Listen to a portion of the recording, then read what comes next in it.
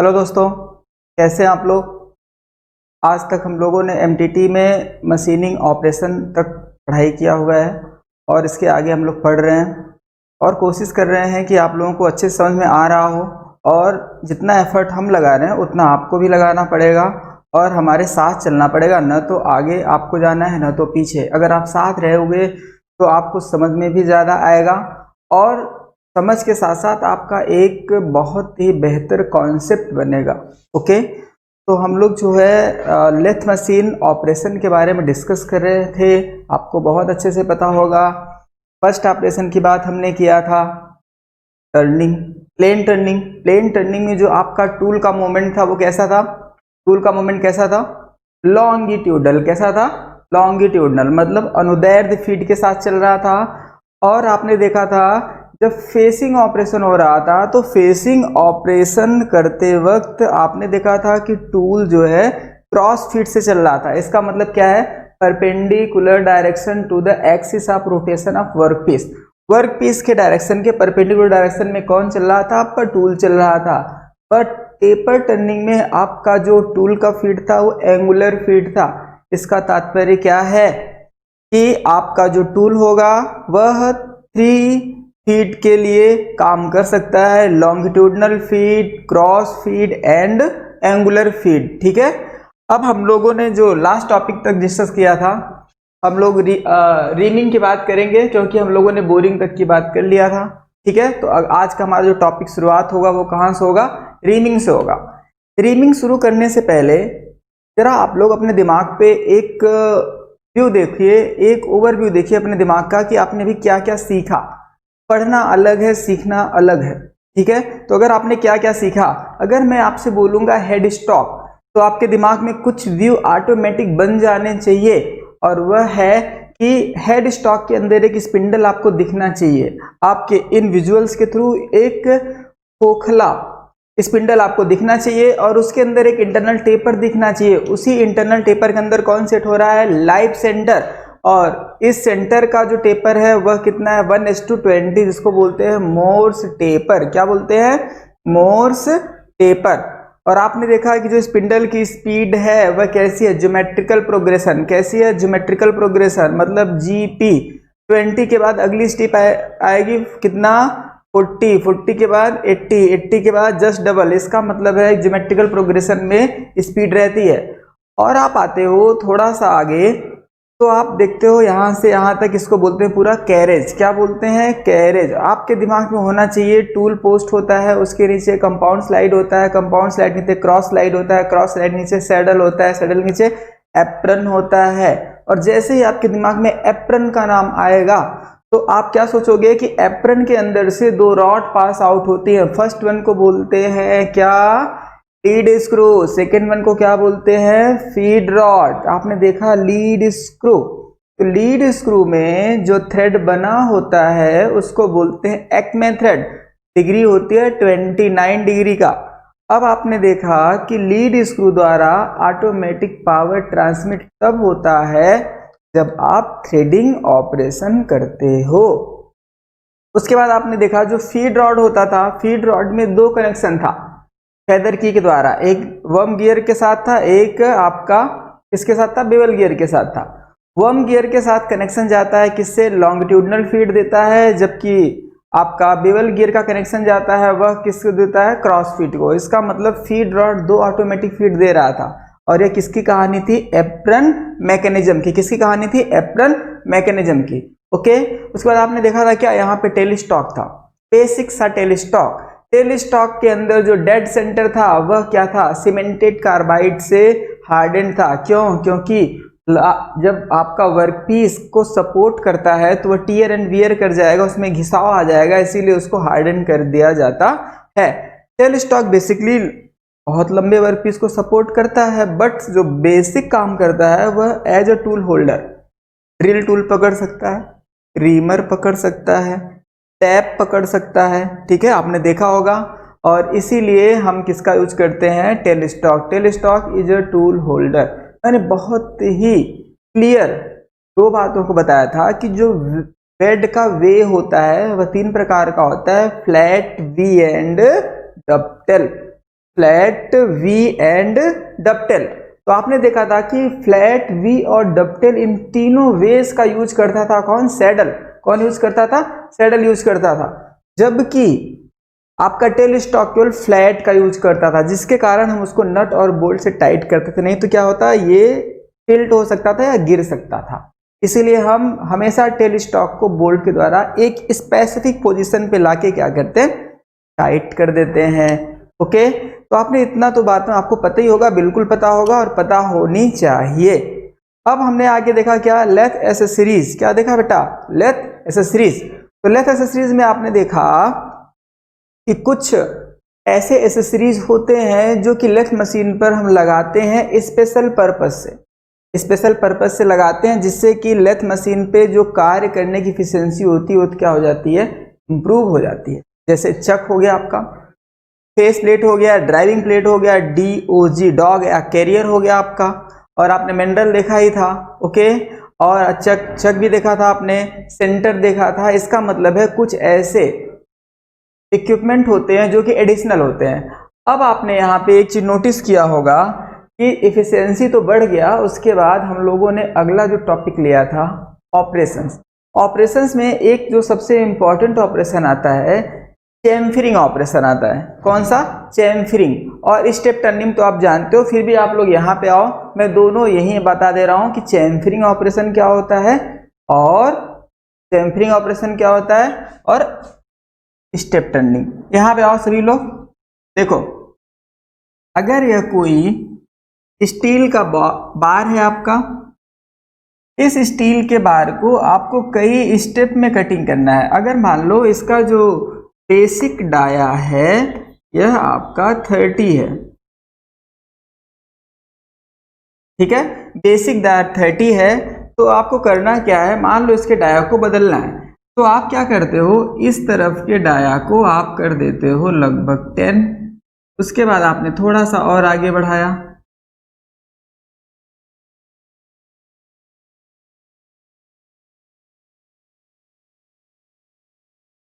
तो अगर हम बात करें इसका तो यह बन जाता है 25 और यह हो गया आपका 10। तो आप यहाँ पे नोटिस कर सकते हो कि आपने एक सिलेंड्रिकल वर्कपीस का डाया अलग अलग सेगमेंट पे अलग अलग कर दिया। यहाँ पे 10 है, यहाँ पे 20 है, यहाँ पे 30 तो बेसिक था। इसका मतलब आपने एक स्टेप का फॉर्मेशन कर दिया। स्टेप मतलब एक टाइप की सीढ़ी। तो आप देख पा रहे हो स्टेप 1, स्टेप 2, स्टेप 3। तो जो स्टेप से कटिंग होती है किसी बार टाइप के वर्कपीस को, इसी को हम बोलते हैं स्टेप टर्निंग। क्या बोलते हैं? Step turning. एक और बात आती है उसको बोलते हैं चैम्फरिंग। क्या बोलते हैं? चैम्फरिंग। आइए चैम्फरिंग के बारे में बात कर लेते हैं। ध्यान से देखो, होता यह है कि जब आपका वर्कपीस चक में बंधा होता है और रोटेट करता है, याद रखना पहली बात, वर्कपीस रोटेट करता रहता है, आपके चक में बंधा होगा। अब प्रश्न यह उठता है कि चैम्फरिंग हम करते कब होंगे? चैम्फरिंग हम थ्रेड कटिंग करते वक्त करते हैं। आइए देखो यहाँ पे है क्या। चैम्फरिंग में करते क्या है, जब ये वर्कपीस रोटेट कर रहा होगा, देखो इसका ये वाला कॉर्नर और ये वाला कॉर्नर को हम कट कर देते। अगर आप इसको कट कर दोगे तो अगर हम इसी को थोड़ा सा यहाँ पे छोटा बना के दिखा रहे हैं आपको, तो आप ऐसे देखो,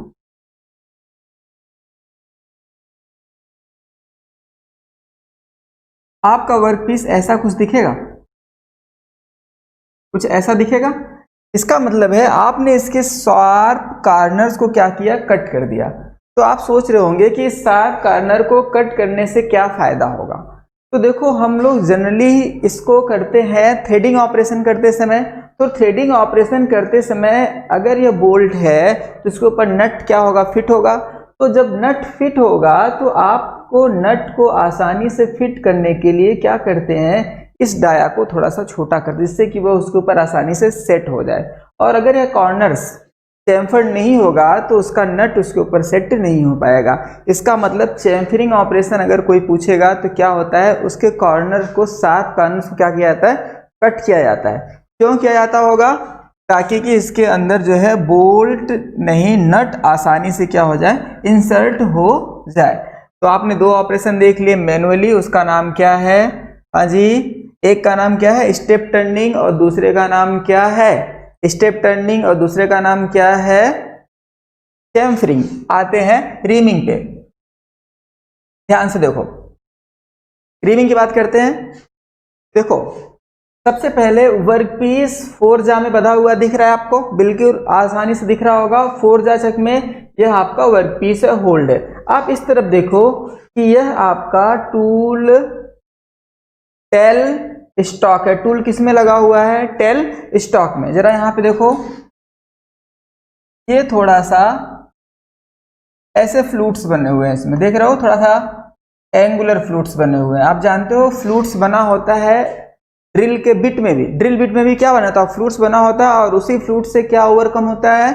आपके चिप्स क्या करते हैं? बाहर निकलते हैं। उसी तरीके से यहाँ भी जो फ्लूट्स बने हुए हैं वहां से भी क्या निकलेगा? चिप्स। लेकिन बहुत खास बात है कि जो रीमर होता है वह मटेरियल को बहुत कम रिमूव करता है। इसका मतलब है कि इसका MRR rate, material removal rate क्या है? कम है।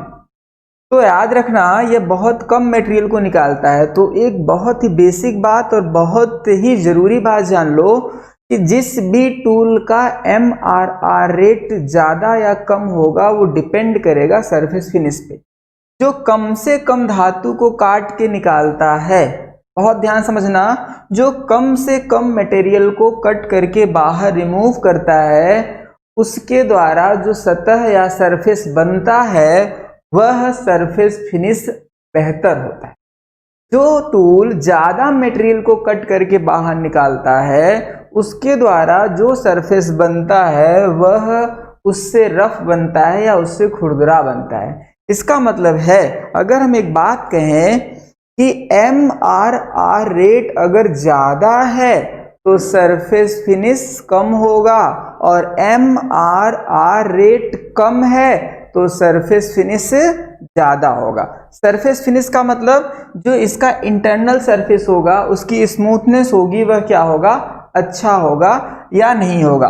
अब देखो, वर्क पीस आपका रोटेट कर रहा है और आपका यह जो है रीमर वह केवल और केवल आगे क्विल मैकेनिज्म के द्वारा अंदर इंसर्ट हो रहा है, और इसके अंदर के मटेरियल्स को धीरे धीरे बहुत ही पाउडर फॉर्म में, बहुत ही फाइन चिप्स में क्या करता है? निकालता है। फाइन चिप्स क्यों? आपने देखो ड्रिलिंग देखा होगा, जरा आप यहाँ पे देखो, जो ड्रिलिंग के चिप्स देख रहे हो काफी बड़े हैं, ठीक है? मतलब मटेरियल काफी निकल रहा है। इसका मतलब है इसके अंदर की जो सरफेस फिनिश होगी वो खराब होगी। देखो क्यों? क्योंकि इसका चिप्स क्या है? ज्यादा अमाउंट में है। तो इसका MRR रेट क्या हो गया? ज्यादा हो गया, क्योंकि आपका मटेरियल पर मिनट में mm³ पर मिनट होता है ना, यूनिट mm³ पर मिनट, आयतन। तो इसका मतलब है कितना आयतन 1 मिनट में रिमूव कर रहा है। तो जो ज्यादा आयतन को रिमूव करेगा उसका MRR रेट ज्यादा होगा, और इसके अंदर की इंटरनल सरफेस फिनिश क्या होगी? खराब होगी। अब आप आगे आते हैं, यहाँ पे आपने देखा क्या? बोरिंग। बोरिंग भी बहुत ही कम मटेरियल रिमूव करता है। किसके रेफरेंस में? ड्रिलिंग के रेफरेंस में। ड्रिलिंग से बेहतर सरफेस फिनिश कौन देता है? बोरिंग देता है। लेकिन बोरिंग से भी बेहतर सरफेस फिनिश कौन देता है? तो आपका नाम आना चाहिए रीमिंग। इसका मतलब है कि सरफेस फिनिश एक रेफरेंस वाला शब्द है, ठीक है? सरफेस फिनिश का मतलब क्या है? एक रेफरेंस वाला शब्द है।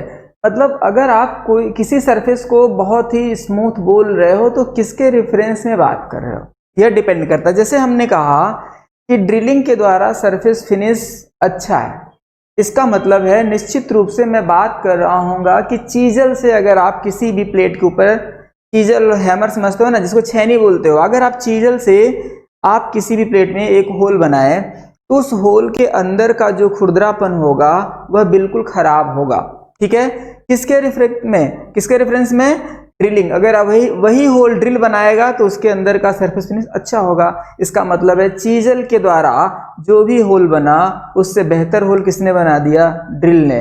लेकिन ड्रिल के बाद अगर आपने बोरिंग किया तो बोरिंग के द्वारा जो इंटरनल सरफेस फिनिश अच्छा हुआ वह उससे भी बेहतर होगा। किससे? ड्रिलिंग से। तो ड्रिलिंग से बेहतर कौन हो गया? बोरिंग हो गया। लेकिन बोरिंग किए हुए ऑब्जेक्ट में अगर आपने रीमिंग कर दिया, अगर आपने रीमिंग कर दिया तो वह उससे भी बेहतर हो जाएगा।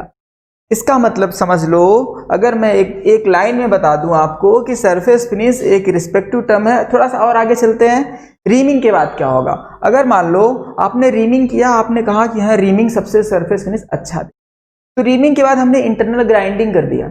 इंटरनल ग्राइंडिंग का मतलब एक ग्राइंडिंग टूल होता है जो कि इसके अंदर रोटेट करेगा इंटरनल ग्राइंडिंग, और इसके पाउडर फॉर्म में चिप्स को बाहर निकालेगा। जो इंटरनल ग्राइंडर होगा वो इससे भी अच्छा स्मूथनेस देगा। लेकिन अगर हम हॉर्निंग कर दिए, मतलब हॉर्निंग एक और ऑपरेशन, एक और आगे, इसका मतलब है हॉर्निंग इंटरनल ग्राइंडिंग से बेहतर। फिर सुपर फिनिशिंग का मतलब है कि जैसे जैसे आप सुपर फिनिशिंग ऑपरेशन की तरफ मूव करने लगेंगे, उन सब का MRR रेट क्या होने लगता है, डाउन होने लगता है। तो जिसका MRR रेट कम, उसका सरफेस फिनिश अधिक। तो अगर हम इसको एक फॉर्मूले बना दें, देखो surface finish directly proportional to 1/MRR। अगर MRR रेट ज्यादा है तो सरफेस फिनिश क्या हो जाएगा, कम होगा। और अगर MRR रेट कम है तो ये सरफेस फिनिश क्या होगा, ज्यादा हो जाएगा। आप समझ पा रहे हो।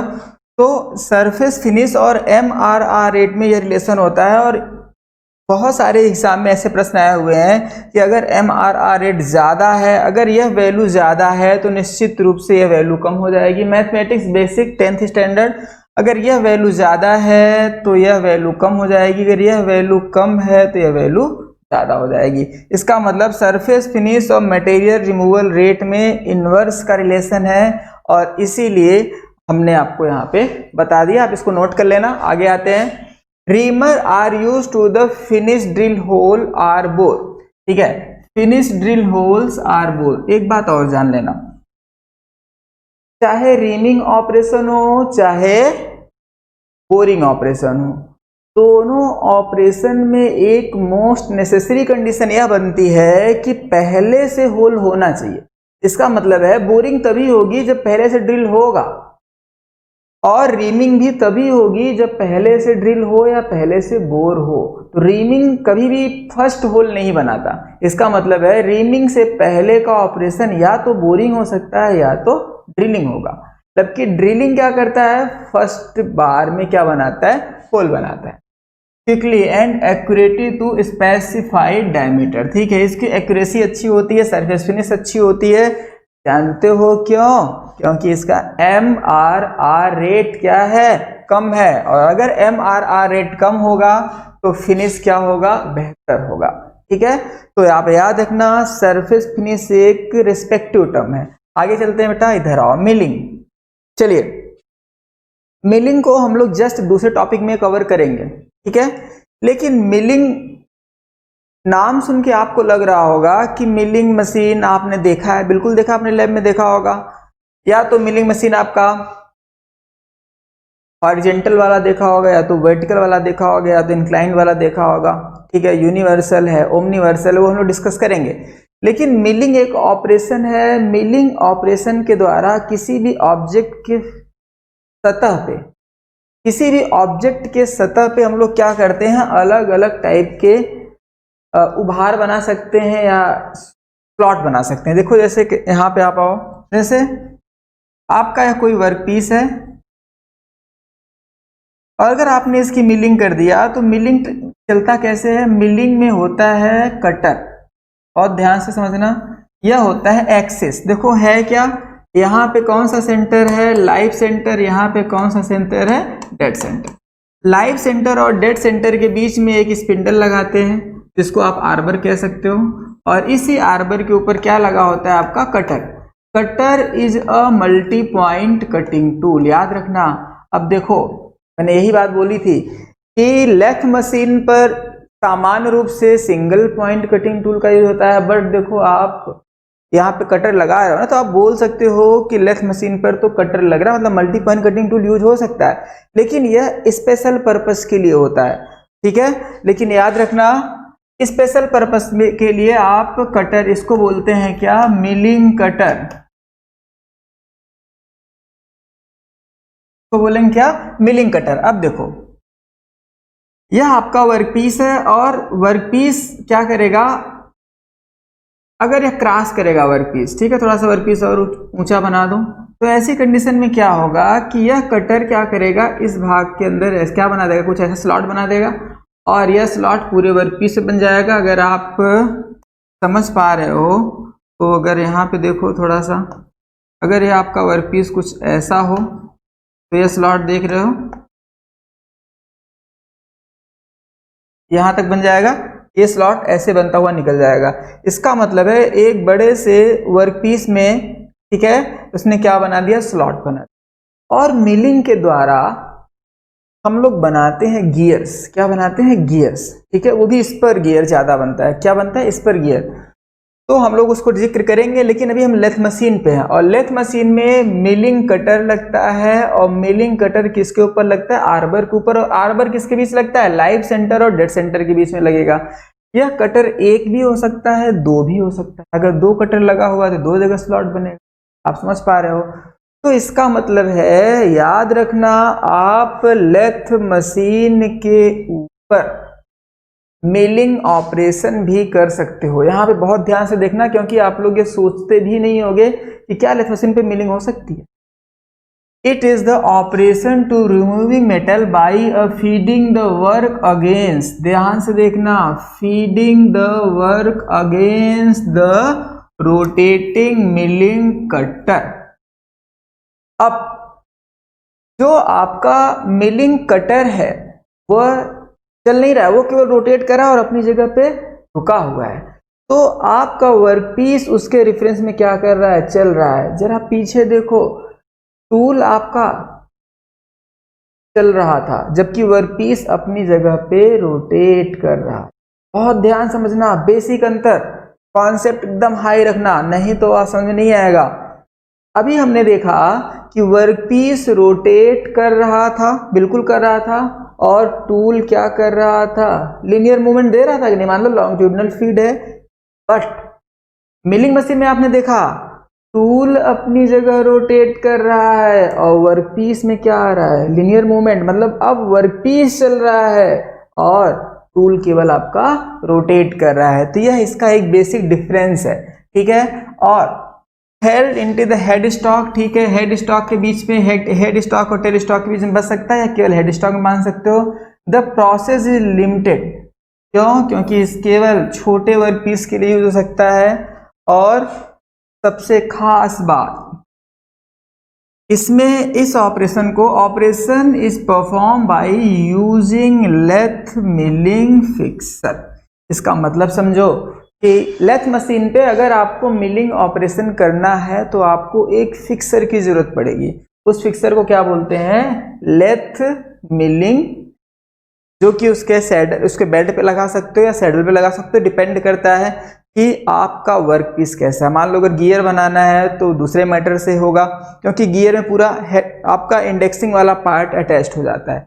जबकि आपका मिलिंग फिक्सर में अगर आपको ऐसी टर्निंग करनी है, स्लॉट बनाना है, तो आपको यूज क्या करना है, बताइए क्या यूज करना है, लेथ मिलिंग फिक्सर। जरा यहाँ पे इमेज देखो, यहाँ पे आप देखो, देखो यह क्या है आपका फिक्सर, यहाँ पे यह क्या है आपका फिक्सर। अगर आप देख पा रहे हो तो ध्यान से देखो,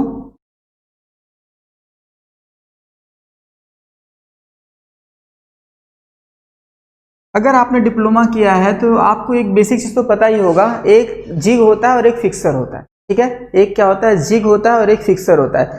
फिक्सर क्या करता है, वर्क को होल्ड करता है, क्या करता है, वर्क को होल्ड करता है। लेकिन जो जिग होता है वर्क को होल्ड करने के साथ साथ टूल को गाइड भी करता है। तो जिग और फिक्सर का बेसिक डिफरेंस आपको पता ही होगा। तो देखो ये फिक्सर है और निश्चित रूप से किसको होल्ड करेगा, वर्क को। तो वर्क पीस को पकड़ा हुआ है, यहाँ पे कटर लगे हुए हैं और यहाँ पे एक साथ कितने कटर दिख रहे हैं, दो। इसका मतलब है यह cutter multi point cutting tool है। अब जब यह रोटेट करेगा तो यहाँ पे क्या बनेगा, स्लॉट बन जाएगा, ठीक है। और बड़ी खास बात समझो, कटर की जो प्रोफाइल होगी, कटर की जो प्रोफाइल होगी उसी आकार का आपके वर्कपीस का शेप बनेगा। अगर आप यहाँ पे देखो, अगर हमने कटर कुछ ऐसा बनाया है, अगर आपका कटर कुछ ऐसा है तो जो वर्कपीस पे जो शेप बनेगा कुछ ऐसा बनेगा, ध्यान से देख पा रहे होगे।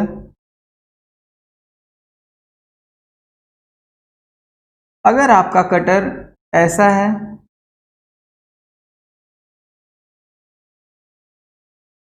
तो आपका वर्कपीस कुछ ऐसा बनेगा, वी ब्लॉक टाइप का।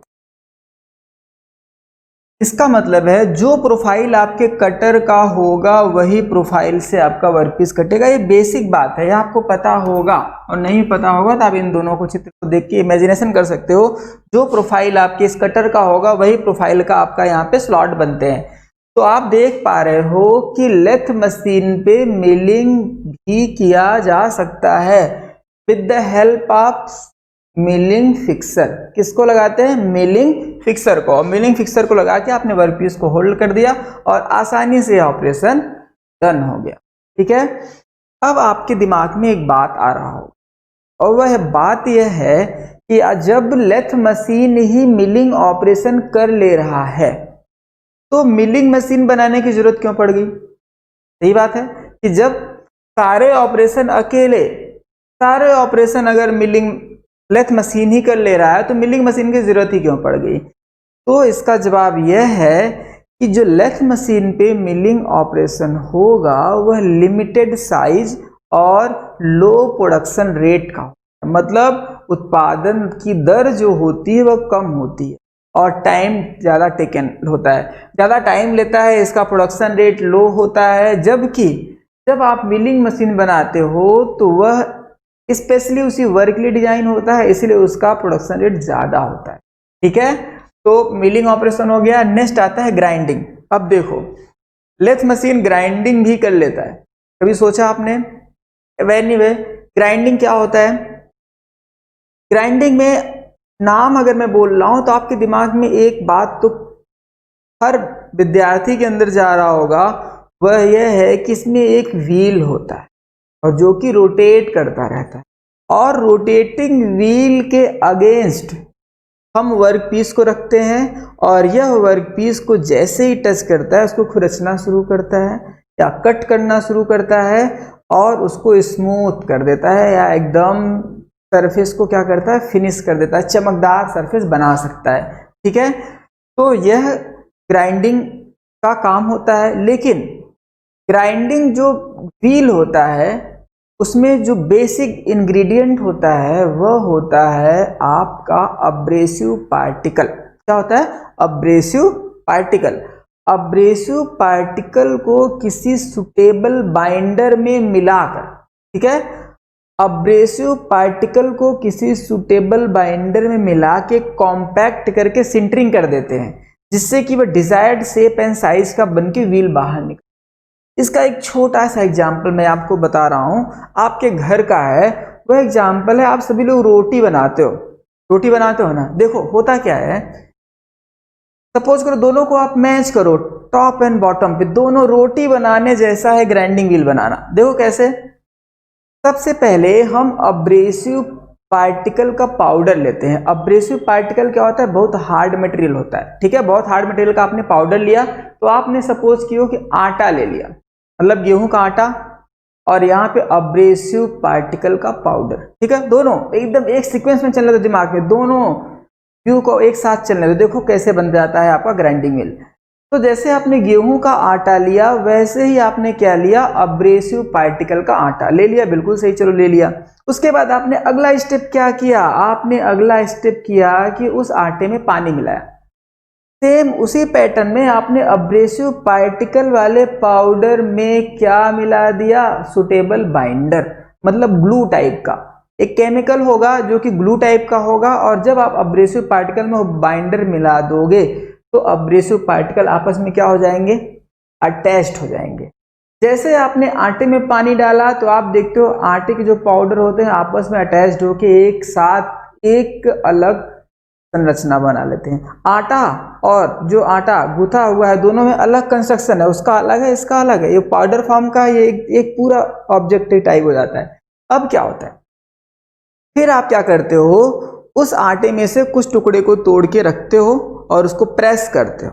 प्रेस करते हो ना, प्रेस करने का मतलब आप उसको डिजायर्ड शेप देते हो।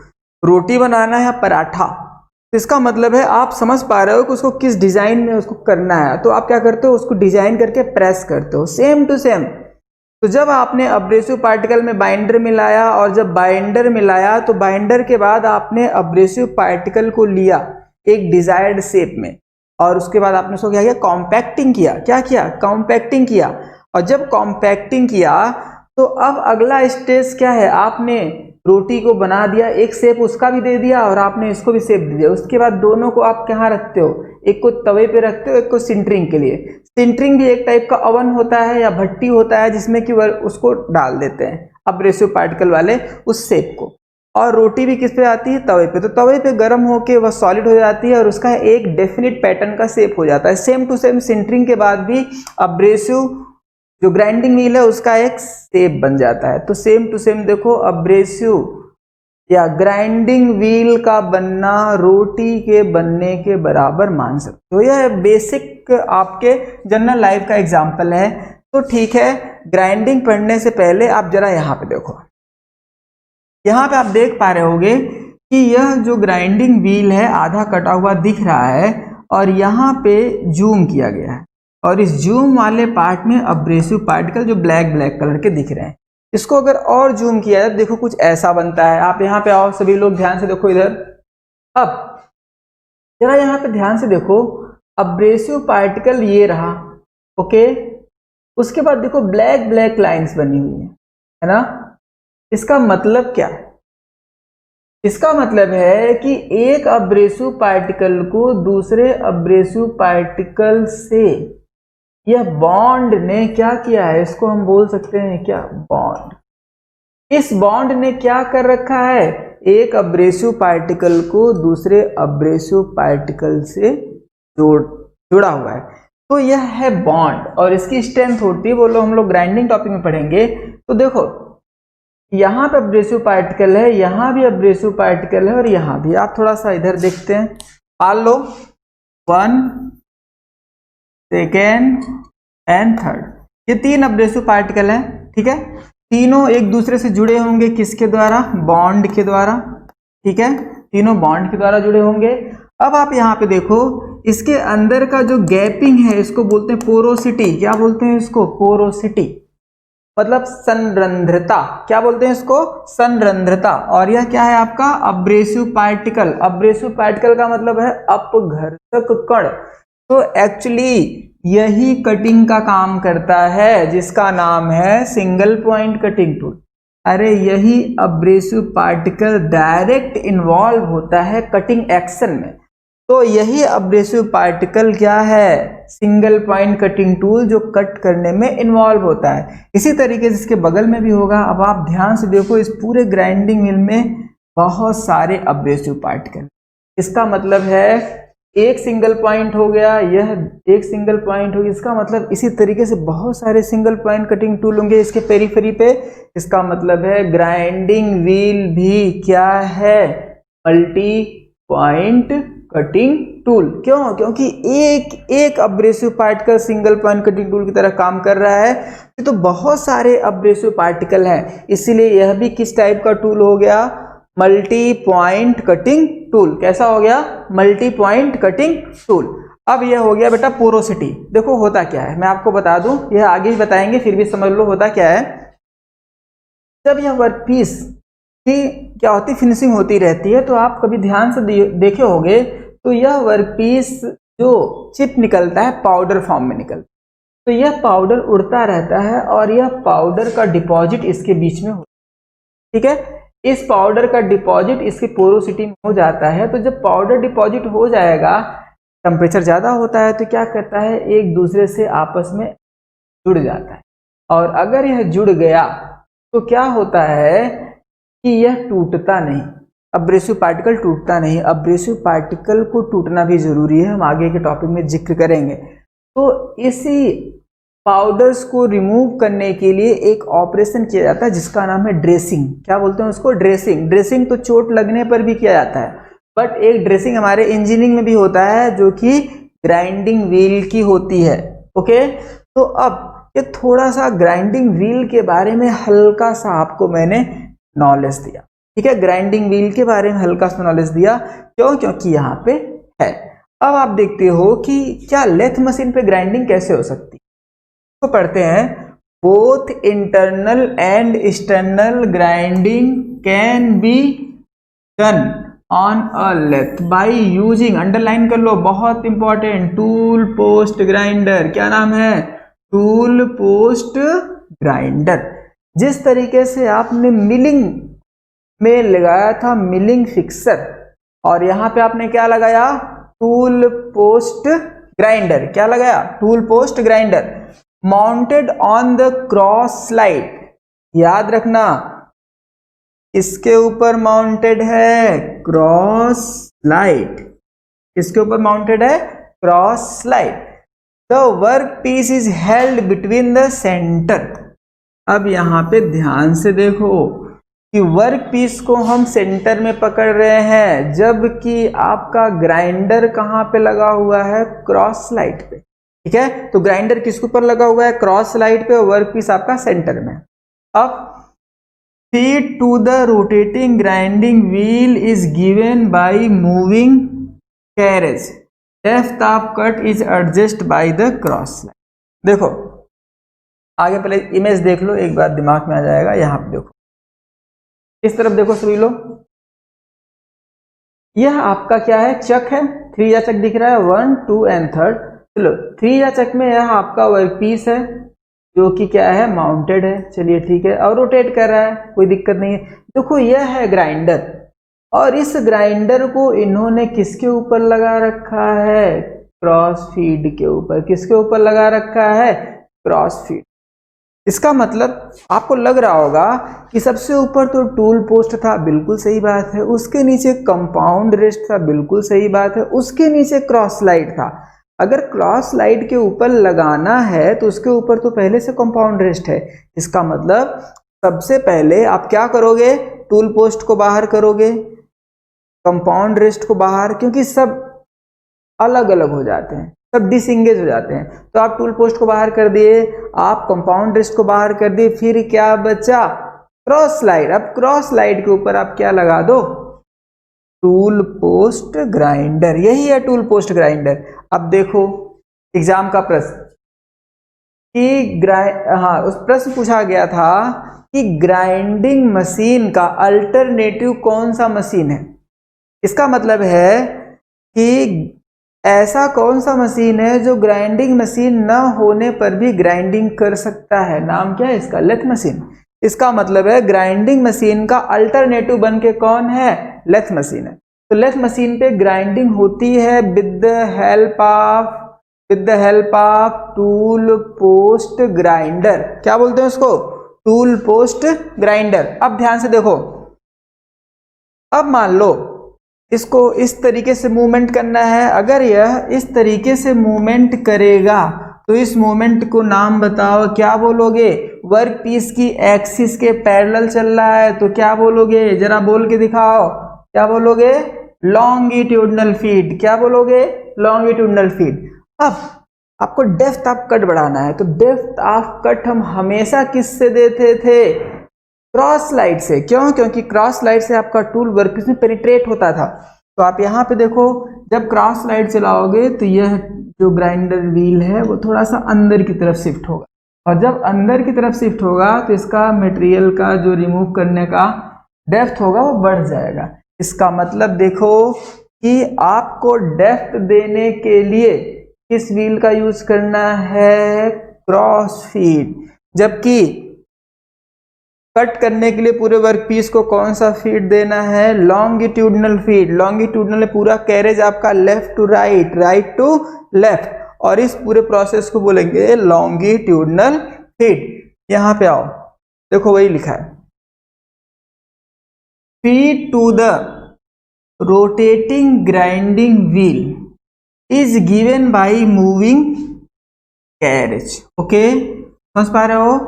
कह रहा है कि जो ग्राइंडिंग व्हील को फीड दे रहा है, कौन दे रहा है? कैरेज। आप चला रहे हो ये लेफ्ट राइट, इसका मतलब वर्कपीस के पैरेलल चल रहा है। अब उसके बाद आपका आता है, फिर कह रहा है feed of the rotating grinding wheel is given by the carriage and depth of cut किससे दे रहे हो, क्रॉस लाइट। तो डेप्थ ऑफ कट आप समझ पा रहे हो, ग्राइंडिंग व्हील लगा है, अगर आपने क्रॉस लाइट को तो ग्राइंडिंग व्हील थोड़ा सा आगे आएगा और वर्कपीस में पेनिट्रेट होगा। तो यह दोनों ऑपरेशन से सिलेंड्रिकल वर्कपीस पर आपने क्या कर दिया, ग्राइंडिंग ऑपरेशन कर दिया। तो ग्राइंडिंग ऑपरेशन भी आप किसके ऊपर कर सकते हो, बहुत ही आसानी से किसके ऊपर कर सकते हो बालक, वर्कपीस पे। और यह ग्राइंडिंग व्हील किसके ऊपर लगाया हो, लेथ मशीन पे। इसका मतलब लेथ मशीन के द्वारा ग्राइंडिंग भी हो सकती है। अब थ्रेडिंग, चलिए थ्रेडिंग से पहले आपको बता दूं, लेथ मशीन पे टैपिंग भी हो सकती है। देखो टैपिंग क्या होता है आपको मैं यहां बता दूं।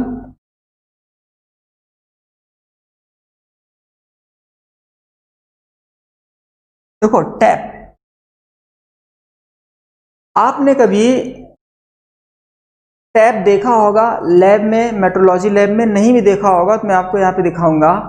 टैप क्या होता है कि किसी भी ड्रिल किए हुए वर्कपीस में, उसके बाद रीमिंग किए हुए वर्कपीस में इंटरनल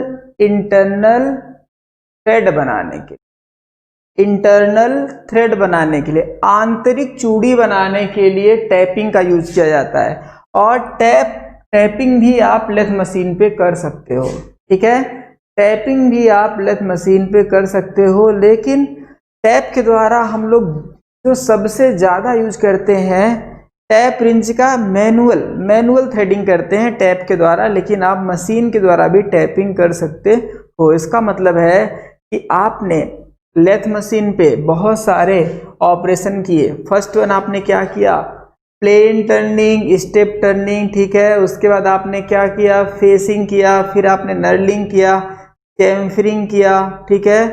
आप थ्रेडिंग पढ़ने वाले हो। उसके बाद ड्रिलिंग हुआ, फिर बोरिंग हुआ, फिर रीमिंग हुआ, ठीक है।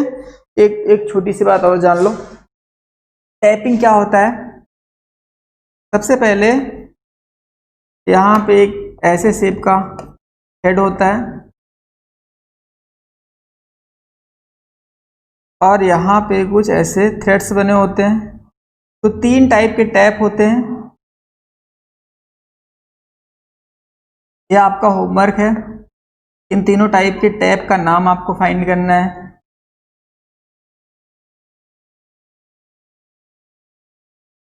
ठीक है, लगभग सेम पैटर्न में होते हैं, ऐसे टैप होते हैं और इसके ऊपर टैप रिंच लगाते हैं। टैप रिंच क्या होता है, कोई बताएगा टैप रिंच क्या होता है, काश बता पाते।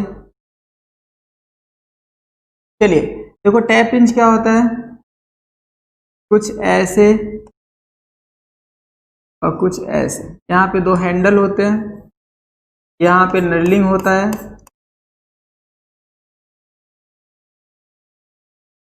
ठीक है।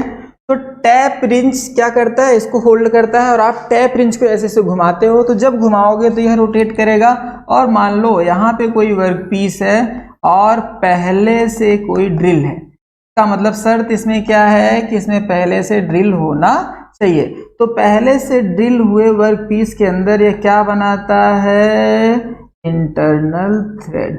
तो टैप का यूज होता है इंटरनल थ्रेड बनाने के लिए और इस ऑपरेशन को बोलते हैं टैपिंग। तो आपका जो होमवर्क है उसको बोलेंगे 1 number tap, 2nd number tap और 3rd नंबर, ठीक है। तो इनका एक स्पेसिफिक नाम है, इसमें दांतों की संख्या, कुछ टेपर होते हैं, कुछ प्लग होते हैं, कुछ बॉटमिंग होते हैं। तो उसका कुछ न कुछ स्पेशलाइजेशन है, तो आपको पढ़ना है खुद से, ठीक है। आइए, ठीक है। तो आपने देखा कि लेथ मशीन के सारे ऑपरेशंस क्लियर हो गए, ओके। आपने विजुअल्स के थ्रू भी देखा और आपको अगर अब भी थोड़ी सी भी दिक्कत लगी तो थोड़ा सा वीडियो को पीछे जाके जहां जिस पॉइंट पे हो तो आप उसको बार बार देखो, ओके। और कोशिश करो कि अगर आप मन और दिमाग दोनों लगा के काम करोगे तो विश्वास करो आपको समझ में आएगा। अगर आपने पहले से ही ये धारणा बना रखी है कि ऑनलाइन क्लासेस समझ में नहीं आएगा तो विश्वास मानो कभी नहीं आएगा, ठीक है। क्योंकि समझ में आना और न आना डिपेंड करता है आपके सोच पे, आप कैसा सोच पा रहे हो। अगर आपने पहले से ही माइंड मेकअप कर लिया है, अरे कुछ नहीं तो आप समझ लो कि माइंड मेकअप करने से आपके परफॉर्मेंस पे बहुत इफेक्ट पड़ता है। मैं यह मानता हूँ कि जैसे हम लोग क्लास में पढ़ते थे वैसे यहाँ भी पढ़ रहे हैं, ठीक है। यहाँ पे तो और आराम है, ठीक है। आप चाहे जिस पोजीशन में बैठ के पढ़ पा रहे हो, ठीक है, चाहे लेट के पढ़ रहे हो चाहे बैठ के पढ़ रहे हो, लेकिन क्लास में तो आपको पता ही होगा, है ना, कि आप लोग एकदम स्टैचू की तरह बैठे रहते थे, जरा भी आवाज भी नहीं होती, ठीक है। लेकिन आपको याद रखना होगा वह वक्त कुछ और था, आज का वक्त कुछ और है। लेकिन इन दोनों वक्त में एक चीज कॉमन है कि पढ़ाई ही आपको आगे ले जा सकती, ठीक है। तो अगर आपको पढ़ना है तो आप बिल्कुल आसानी से पढ़ सकते हो, ऐसा कुछ नया वहां नहीं बताता था न तो यहाँ, ठीक है। सब कुछ वही है, वही टीचर, वही सब फॉर्मेट। बस आपको करना क्या है, अपने दिमाग को कंट्रोल रखना है, अपने मन को कंट्रोल रखना है, और इन चीज़ों को एक सीक्वेंस बाय सीक्वेंस हम लोग पढ़ेंगे और विश्वास मानो पूरा का पूरा लेथ मशीन आपको रट जाएगा। कोई भी किताब उठा लो, मैं ज़्यादा बोलता नहीं, 90% सवाल ऑटोमेटिक कर लोगे आप, जो बच्चा धीरे से भी सुना भी होगा मेरी आवाज़। ओके, आते हैं आगे। अब दो जगह ऐसा है जहाँ पे मैं आपको बोलूँगा कि आप हाई से हायर कंसंट्रेशन पे, हाईएस्ट कंसंट्रेशन रहो, क्योंकि थ्रेडिंग ऑपरेशन उसमें से एक है। थ्रेडिंग ऑपरेशन समझने के लिए, क्योंकि यहाँ से बहुत सारे प्रश्न बनते हैं, तो थ्रेडिंग ऑपरेशन के सवालों को रट लेना अलग बात है, बट उसके डेप्थ तक समझ रखना वो अलग बात है। तो थ्रेडिंग ऑपरेशन अपने में एक बहुत ही जटिल ऑपरेशन है, कॉम्प्लेक्स है, क्लिष्ट है। तो इसलिए मैं बोल रहा हूँ कि आप लोग हाई कंसंट्रेशन अचीव रखो, क्योंकि अभी तक की जो आपने देखे वह इसके सामने कुछ नहीं है, क्योंकि यहाँ पे चीज़ें बहुत सारी होंगी और यहाँ पे न्यूमेरिकल भी बनते हैं, ठीक है। तो इसलिए आप लोग को बस करना क्या है, मुझे ध्यान से सुनना है और अपने दिमाग को जरा भी वेरिएट नहीं करना है। ओके, चलिए स्टार्ट करते हैं, ध्यान से देखो। थ्रेड क्या होता है? देखो, आपने दो बातें आपको पता ही होंगी। वो पहली बात क्या है, आप जानते हो कि फास्टनिंग शब्द आता है फास्टनर्स। तो आपने देखा कि टेम्परेरी फास्टनिंग होती है, परमानेंट फास्टनिंग होती है।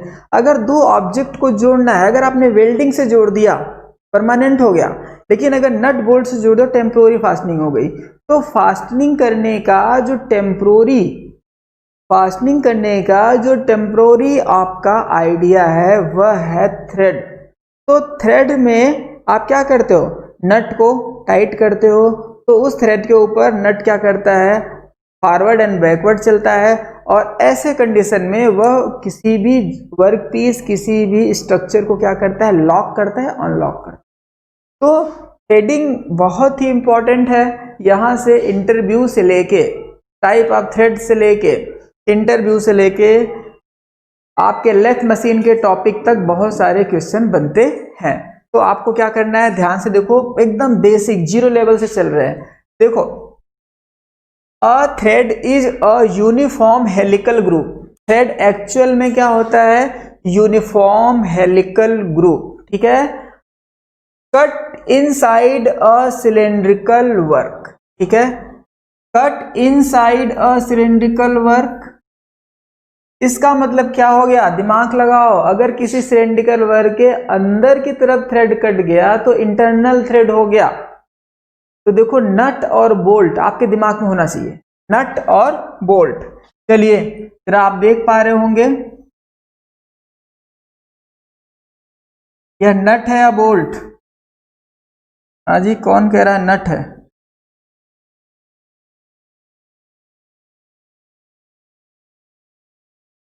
जी हाँ, यह क्या है, थोड़ा सा यहाँ पे चैम्फर्ड भी रहेगा, आपको पता है चैम्फरिंग होनी चाहिए, बिल्कुल ठीक है। इसका मतलब यह है बोल्ट, और इसके ऊपर जो सेट होगा वह क्या होगा, नट। लेकिन नट के अंदर जो थ्रेड बना होगा वह कैसा थ्रेड होगा, इंटरनल थ्रेड। इसका मतलब अगर किसी सिलेंड्रिकल वर्कपीस के अंदर की तरफ थ्रेड बना है इसको इंटरनल थ्रेड बोलेंगे, और अगर सिलेंड्रिकल वर्कपीस के बाहर की तरफ थ्रेड बना है तो एक्सटर्नल थ्रेड बोलेंगे। इसका मतलब है कि थ्रेड यूनिफॉर्म हेलिकल ग्रुप होता है cut inside a cylindrical workpiece और on the outside of the tube और सैफ्ट। इसका मतलब या तो सैफ्ट या ट्यूब के बाहर की तरफ थ्रेड बन सकता है या तो अंदर की तरफ। तो जो अंदर की तरफ थ्रेड होगा उसको हम क्या बोलते हैं, इंटरनल थ्रेड। बाहर की तरफ एक्सटर्नल थ्रेड। इंटरनल थ्रेड बनाने का एक उपाय मैंने बताया, उपाय का नाम है टैपिंग। क्या नाम है? टैपिंग। Very good. अब ध्यान से देखो, यह किसी भी थ्रेड का एक प्रोफाइल है, ठीक है। जब कोई थ्रेड कटता है तो आप देखते हो कि यहाँ इसके बाद ये कुछ ऐसा फॉर्मेशन होता है, बिल्कुल होता है, आप समझ पा रहे हो, इसमें कोई नई बात नहीं है, ठीक है। अब देखो यहाँ पे नई बात क्या है वो मैं आपको बता रहा हूं। अगर हम इसको थोड़ा सा हाईलाइट कर देते हैं तो ध्यान से देखो। सबसे पहले क्या होता है, यह इसकी एक्सिस होती है, ठीक है। इसका मतलब यही रेफरेंस लाइन है। क्या है? यही रेफरेंस लाइन है। तो ध्यान से देखो होता क्या है कि यह जो इसका सबसे रूट, इसको बोलते हैं रूट या जड़। क्या बोलेंगे इसको? रूट। क्यों? क्योंकि एकदम नीचे की तरफ कट है। तो रूट का रूट से जो डिस्टेंस बनता है, यह रूट और यहाँ वाला रूट, ठीक है। रूट का रूट से जो डिस्टेंस बनता है यह वाला, ओके। ध्यान से, बहुत ध्यान से देखना, रूट टू रूट जो डिस्टेंस बनता है उसको क्या बोलेंगे? माइनर। क्या बोलेंगे? माइनर। माइनर और रूट डायमीटर। क्या बोलेंगे? माइनर या रूट डायमीटर, ठीक है। अब देखो होगा क्या, इस थ्रेड का टॉप मोस्ट पोर्शन देखो, यह और इसका टॉप मोस्ट पोर्शन यह है, और यह क्या है? इस डाया को क्या बोलते हैं? मेजर डाया, ठीक है। तो जो टॉप मोस्ट पोर्शन होगा थ्रेड का और जो बॉटम मोस्ट पोर्शन होगा, अगर बॉटम मोस्ट पोर्शन को टच करते हुए आपने एक इमेजिनरी सर्कल खींचा, ठीक है, ये लाइन खींचा, उस लाइन का जो वह लेंथ होगा, जो डाया होगा, उस डाया को हम क्या बोलते हैं? माइनर। और जो अपर लाइन का होगा उसको बोलेंगे मेजर डाया, ठीक है।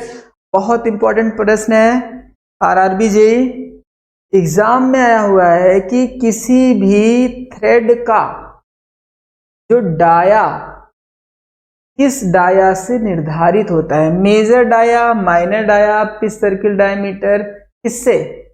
मेजर डाया से। मतलब किसी भी थ्रेड का जो डायमेंशन, जो स्पेसिफिकेशन डिसाइड होता है वह होता है किससे? मेजर डाया से। किससे होता है? मेजर डाया से। कभी कभी ऐसे लिखा होता है 20x2 भी लिखा होगा, या 2x20 भी लिखा होगा, या m ऐसे लिखा होगा, m 20x2। तो यह अभी हम पढ़ेंगे, ठीक है। तो इसका मतलब समझो, अब जो मेजर डाया था और जो माइनर डाया था उसके बीच से एक लाइन गुजरती है और इसको बोलते हैं पिच सर्किल डायमीटर। क्या बोलते हैं? Pitch circle diameter. तो सोचो जरा, क्या बोलते हैं इसको? Pitch circle diameter. तो पिच सर्किल डायमीटर क्या होता है? एक्चुअली पिच सर्कल डायमीटर एक इमेजिनरी सर्कल होता है जहां पे आप प्योर रोलिंग एक्शन मान सकते हो। उस थ्रेड का क्या है? प्योर रोलिंग एक्शन होता है अप्लाई, या फिर आप मान सकते हो कि उसका टोटल प्रेशर वहां पे अप्लाई माना जा सकता है। एक्चुअली होता क्या है कि वह यह वाला पॉइंट होता है, ठीक है। यह जो पॉइंट होता है मिडिल का, टॉप और बॉटम की जो बीच वाला पॉइंट होता है, वहां पे टोटल प्रेशर अप्लीकेबल होता है। और इसी पॉइंट, यह इमेजिनरी लाइन है, मतलब यह है कि यहाँ से इस लाइन को इमेजिनरी लाइन बोलते हैं, और यह लाइन अप डाउन शिफ्ट भी होती है, जो कि आप मशीन डिजाइन में पढ़ सकते हो। एनीवे, इसका मतलब है कि आपका जो पिच सर्कल डायमीटर है यह आपके मेजर डाया और माइनर डाया के बीच का। तो अब हमको कोशिश करनी है पिच क्या होता है। देखो यहाँ पे आपने देखा, यहाँ पे टॉप टू टॉप की डिस्टेंस क्या कहलाती है? पिच। या बॉटम टू बॉटम की भी डिस्टेंस क्या कहलाएगी? पिच। या तो टॉप टू टॉप या तो बॉटम टू बॉटम, दोनों यह जो डिस्टेंस है यही पिच है, ठीक है। तो जरा आप पिछले क्लासों को याद करो, मैंने आपको बोला था अगर लीड और पिच क्या होता है, अगर लीड इक्वल टू पिच है, या सिंगल स्टार थ्रेड क्या है, मल्टी स्टार थ्रेड क्या है, तो जरा याद होगा, फिर से रिकॉल कर रहा हूं, ध्यान से देखो।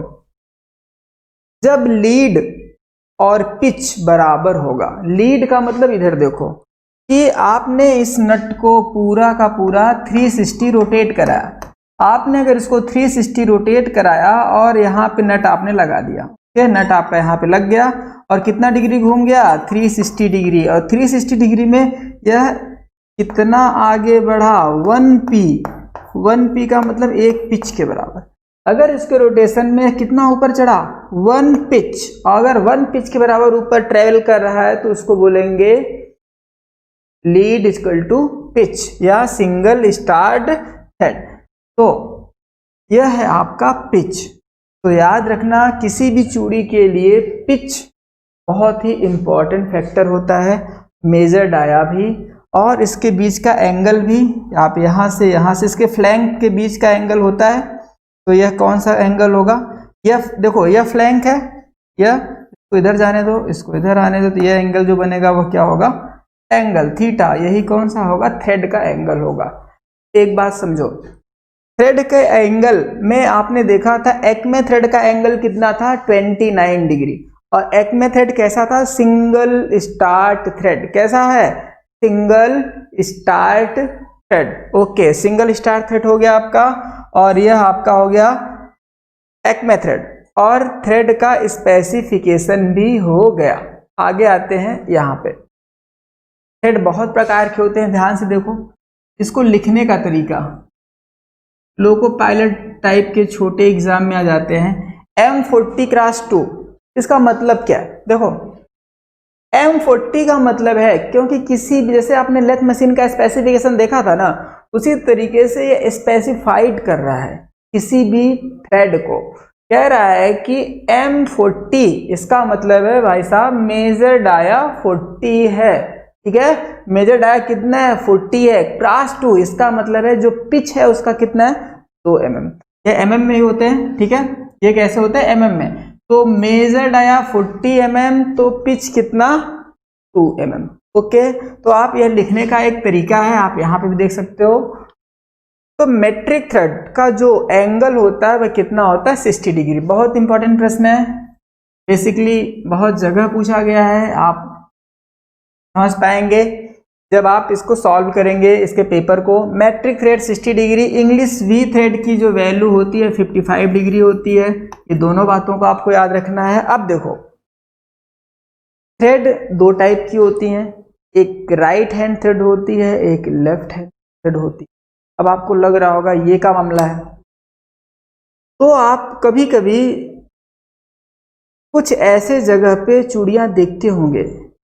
सामान्य रूप से क्या होता है कि क्लॉकवाइज कोई चीज टाइट होती है और एंटी क्लॉकवाइज कोई चीज खुलती है, ठीक है। अगर कोई बोल्ट है उसमें जो नट लगा हुआ, अगर आप उसको क्लॉकवाइज घुमाओगे, घड़ी के चलने की दिशा में आप उसको अगर टाइट करोगे तो टाइट होता है, और घड़ी के चलने की विपरीत दिशा में खोलोगे तो वो क्या होता है, खुलता है। लेकिन कुछ ऐसे स्पेशल केसेस होते हैं जहां पे लेफ्ट हैंड थ्रेड यूज होता है। इसका मतलब है कि अब अगर आप क्लॉकवाइज करेंगे तो वो खुलेगा, जबकि एंटी क्लॉकवाइज करेंगे क्या होगा, टाइट होगा। मतलब जस्ट उसका अपोजिट होता है। ऐसा इसलिए होता है, मैं आपको बता दूं एक जगह, उस जगह का नाम है गैस वेल्डिंग। गैस वेल्डिंग में जो ऑक्सीजन और एसिटिलीन सिलेंडर, दो सिलेंडर होते हैं ना, आपको पता होगा, ऑक्सीजन और एसिटिलीन आपने वेल्डिंग टॉर्च में लगाया, दोनों को मिला ऑक्सीडाइजिंग फ्लेम है, कार्बोडाइजिंग फ्लेम है या न्यूट्रल फ्लेम है, आप बना लेते हो ना दोनों को करके। तो अब उसी सिलेंडर में एक जगह लगता है, वह है एसिटिलीन सिलेंडर में। एसिटिलीन सिलेंडर की जो नॉब होती है गैस वाली, वह चूड़ी उल्टी होती है, लेफ्ट हैंड। लेफ्ट हैंड होने का मतलब यह है कि इन जनरली सामान्य रूप से लोग क्या करते हैं, क्लॉकवाइज पे कसते हैं, एंटी क्लॉकवाइज पे खोलते हैं। उल्टा होने के कारण क्या होता है कि जो कोई ऐसा व्यक्ति जिसको पता नहीं है, तो वह उसको अगर खोलने की कोशिश करेगा तो वो उसको और टाइट कर, इसका मतलब है कि अननोन पर्सन उसका यूज कम कर सकते। तो सेफ्टी प्रिकॉशंस के लिए हम लोग लेफ्ट हैंड थ्रेड भी बनाते हैं। तो आप ध्यान से देखो, dia of the thread in inch, ठीक है, स्पेसिफाइड इन टीपीआई। तो टीपीआई में भी थ्रेड कटते हैं, इसको बोलते हैं टूथ पर इंच। मतलब है कितने दांते बनते हैं 1 इंच, 1 इंच लंबाई में कितने दांते होते हैं थ्रेड के। और फिर सेकेंड क्या कह रहा है, राइट हैंड थ्रेड, ठीक है, एंड लेफ्ट हैंड। देखो राइट हैंड थ्रेड में आपका जो कैरेज है वो किधर से किधर जाएगा, राइट टू लेफ्ट। अगर आपका कैरेज राइट से लेफ्ट की तरफ मूव कर रहा है तो कैसा चूड़ी बनेगा, right hand. But left hand thread कैसे बनेगा, रिवर्सिंग गियर बॉक्स। इसका मतलब आपका कैरेज किधर से किधर आएगा, लेफ्ट टू राइट। अब आपके पास एक सवाल है, उस सवाल का नाम यह है कि कैरेज अगर राइट से लेफ्ट जा रहा है ऑटोमेटिक, तो लेफ्ट से राइट कैसे जाएगा। इसका मतलब है आपको याद होना चाहिए, with the help of tumbler reversing unit. क्या बोलते हैं इसको, टम्बलर रिवर्सिंग यूनिट, जो क्या करता है, स्पिंडल लीड स्क्रू या फीड रॉड के, लीड स्क्रू या फीड रॉड के डायरेक्शन को या तो क्लॉकवाइज चलाता है या तो एंटी क्लॉकवाइज चलाता है। इसका मतलब है कि अगर वह राइट से लेफ्ट की तरफ आ रहा है तो लेफ्ट से राइट चलाने के लिए आप क्या करोगे, टम्बलर रिवर्सिंग यूनिट को ऊपर इंगेज कर दोगे तो क्या होगा, उल्टा चलेगा। और ऐसे कंडीशन में आपका कैरेज ऑटोमेटिक लेफ्ट से किधर चलेगा, राइट की तरफ। लेफ्ट से किधर चलेगा, राइट की तरफ। तो दो बातें हो गई, चूड़ी दो टाइप से बन सकती है, इंटरनल और एक्सटर्नल। ओके, सेकेंड वन क्या बन सकती है, राइट हैंड और left hand, right hand thread और लेफ्ट हैंड। देखो राइट हैंड का मतलब चलना किधर से है, राइट हैंड से। बहुत ध्यान समझना, नाम में ही काम है। अगर बोलेगा राइट हैंड तो इसका मतलब आपका कैरेज किधर से किधर चलेगा, राइट से लेफ्ट। फिर से बोल रहा है लेफ्ट हैंड थ्रेड, मतलब आपका कैरेज कहां से कहां चलेगा, लेफ्ट से राइट की तरफ मूव करेगा विद द हेल्प ऑफ, इसका हेल्प लेना है आपको, टम्बलर रिवर्सिंग यूनिट का। ओके, तो यह कुछ थ्रेड के बेसिक इंफॉर्मेशन है। यहां आने से पहले आप यहां पे आते हैं, ठीक है, क्यों, क्योंकि यहां पे मैन्युफैक्चर मेथड ऑफ थ्रेड। तो थ्रेड बनाने के जितने भी उपाय हैं हमारे पास, इन सारे उपाय के बारे में जिक्र करते हैं, ठीक है। तो मैंने आपसे बोला है कि थ्रेडिंग बहुत ही कॉन्सेप्ट वाला है, यहाँ से बहुत सारे प्रश्न बनते हैं। अगर मैं आपको बता दूं, लेथ मशीन में से अगर एक प्रश्न आ रहा है, सपोज करो एक प्रश्न आ रहा है, तो थ्रेडिंग वाले पोर्शन से ज़्यादा आता है। ऐसा इसलिए क्योंकि यहाँ पे कॉम्प्लेक्स ज़्यादा है, ठीक है, और बहुत ही आसान है, तुम लोग परेशान जरा भी मत होना, ठीक है। ओके, तो अभी हम लोग जो है थ्रेडिंग ऑपरेशन में इस टॉपिक को और आगे और पढ़ाएंगे, ठीक है। आज की क्लास यहीं तक रखते हैं, ओके। लेकिन मेरी क्लास करने का केवल एक ही नियम है, आप समझते होंगे, मैं बार बार बोलता हूँ। वह नियम क्या है, आप बार बार मुझे सुनो और आप बुकलेट जो भी आपके पास मैटर हो, RS खुरमी हो, RK जैन हो, DS कुमार हो, एग्जाम के सारे पेपर हो, सब उठा के एक जगह रख लो ऑनलाइन ही, और आप वहां से लेथ मशीन से रिलेटेड सारे सवाल कर लो। मतलब अगर हमने एक टॉपिक पढ़ाया, एक टॉपिक की तो बात छोड़ दो, ये लेथ चैप्टर के भी अगर मैं हेड स्टॉक पढ़ा रहा हूं तो हेड स्टॉक से रिलेटेड सारे सवाल को मैं वहीं करा देता हूं। इससे क्या होगा कि मैं सारे चैप्टर को सारे टॉपिक्स को पढ़ाने के बाद मैं एक जगह सवाल करवाऊं आपसे, तो क्या होगा कि आपको थोड़ा सा अलग सा लगे, ये तो सभी करते हैं। लेकिन जैसे मैंने हेड स्टॉक पढ़ाना शुरू किया तो मैं हेड स्टॉक के अंतर्गत ही सारे क्वेश्चन को उसी में इनबिल्ट कर देता हूं, बस आपको सुनना है ध्यान से, ठीक है। मैंने आपको बोला है थ्रेडिंग ऑपरेशन बहुत ही इंपॉर्टेंट है, ये हम लोग कल की क्लास में कंटिन्यू करते हैं, ठीक है। Okay, thank you.